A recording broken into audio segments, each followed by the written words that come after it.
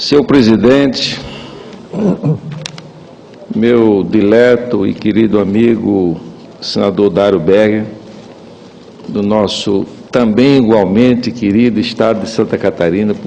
estado que eu e a minha família temos um profundo amor e estima por Santa Catarina.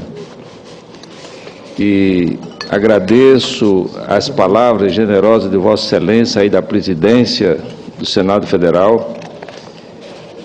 Considero essas homenagens, essas palavras também ao meu estado da Paraíba, ao meu querido estado da Paraíba, né? E essas palavras, naturalmente, ela tem um valor importante no estímulo, né? Aumenta, naturalmente, a minha vontade, a minha disposição de acertar presidindo a Comissão Especial do Impeachment, contando sempre com a colaboração de Vossa Excelência, um homem extremamente estimado e respeitado nessa casa, um homem que tem uma trajetória política que engrandece não só Santa Catarina, mas também o país. Quero igualmente agradecer as palavras generosas da minha amiga, senadora Lúcia Vânia, e todos aqueles elogios, estímulos que a gente recebe dos amigos, a gente tem que dar um pouquinho de desconto, porque muitas vezes o coração, a amizade fala mais alto, né? Mas eu quero também, senadora Lúcia Vânia, agradecer as palavras generosas de Vossa Excelência e agradecer também o apoio, a colaboração que tenho recebido na Comissão Especial do Impeachment. E é importante que o Brasil fique sabendo que aquela comissão só está funcionando da forma que está funcionando, com eficiência, com trabalho, com dedicação, porque é um esforço conjunto, é uma equipe. Todos os senadores se esforçam no sentido de dar o máximo, o melhor de si, porque há uma expectativa no país, uma expectativa entre os brasileiros, de que nós temos que cumprir um papel que seja não só importante para o momento histórico do nosso país, mas, sobretudo, que esse papel e essa missão seja cumprida com responsabilidade, com patriotismo, com dedicação, com esforço e dando de todos nós o melhor que nós temos, da nossa inteligência, da nossa experiência, do nosso bom senso e da nossa capacidade de trabalho. Ontem, senadora Lúcia Vânia, nós encerramos os nossos trabalhos às 2 horas da manhã. Foram 15 horas e 10 minutos de esforço contínuo e permanente. Não vi nenhuma reclamação. Todos saíram de lá cansados, mas com a consciência tranquila, senador Dário Berger, de que todos nós havíamos cumprido, cada um com o nosso papel, com a nossa responsabilidade, porque nós temos esse compromisso com o nosso país, de fazer um trabalho justo, um trabalho correto e um trabalho que dê, sobretudo, reconhecimento do povo brasileiro, e isso só é possível se nós usarmos, sobretudo, o espírito público e o patriotismo de todos nós. Quando assumi a presidência, eu defini alguns pontos que eu achei e entendi que eram de absoluta necessidade. Ter um comportamento suprapartidário. Todos sabem que eu sou do PMDB, como Vossa Excelência é do PMDB, presidente, mas o papel do presidente é ter um comportamento suprapartidário. Então, procurei agir dessa forma. Na condição de juiz, ter um comportamento imparcial. Ser imparcial porque é a forma de ser justo. Ser imparcial porque é a forma de ser correto. Ser imparcial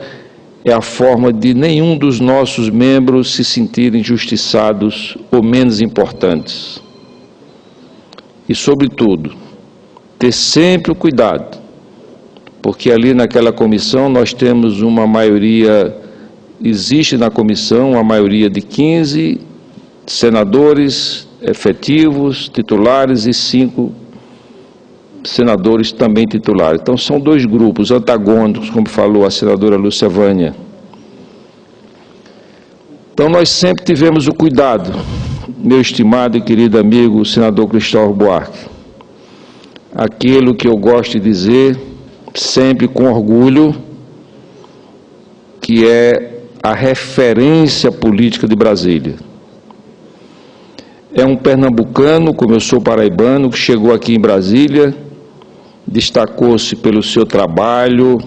pelo seu esforço, pela sua inteligência, foi governador do estado,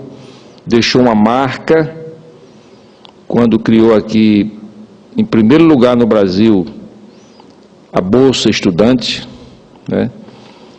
em que os estudantes de famílias carentes tinham os recursos necessários para que os filhos dessas famílias carentes pudessem estudar. E como o senador Cristóvão Buarque gosta de dizer, do ponto de vista de um especialista em educação, e eu gosto de dizer como um pouco de entendedor de economia, que nenhum país do mundo consegue chegar ao grau de pleno desenvolvimento. E um país com grau de pleno desenvolvimento é aquele país o mais justo possível, o que tem menos pessoas carentes, o que tem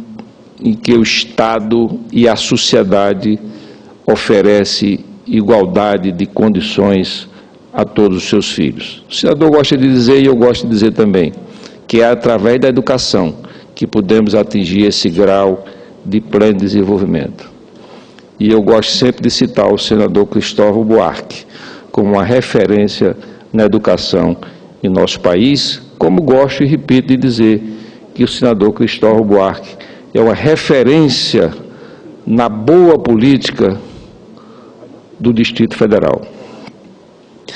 E aqui, meus amigos, eu tenho mais 2 assuntos para falar, rápidos, mas que interessam diretamente a minha querida Paraíba. Segunda-feira, dia 13 de junho, senhor presidente, é o dia do padroeiro padroeiro de Piancó, Santo Antônio, padroeiro de Piancó. Todos os anos, naquela cidade, é celebrada uma missa consagrada por bispos e padres, em que todas as pessoas da região vão assistir àquela missa como um reconhecimento, àquela tradição legítima da cidade de Piancó, e Piancó é a 3ª cidade mais antiga do estado da Paraíba e está incrustada no chamado Vale do Piancó. É uma cidade de tamanha importância que o vale, composto por aproximadamente 18 municípios, é chamado de Vale do Piancó. E desde que chegamos aqui, senador Cristóvão Buarque, eu lutei na condição de presidente da comissão temporária da transposição do Rio São Francisco, que a transposição só ficava completa, apesar do estado da Paraíba ser o estado mais beneficiado com a transposição do Rio São Francisco, mas ela só se completaria se fosse aprovado chamar o ramal do Piancó, que é um canal com 30 quilômetros, que vai perenizar o rio Piancó,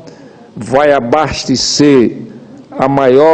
o maior conjunto de barragens da Paraíba, que é o conjunto Curemas Mãe d'Água, que foi inaugurado em 1945,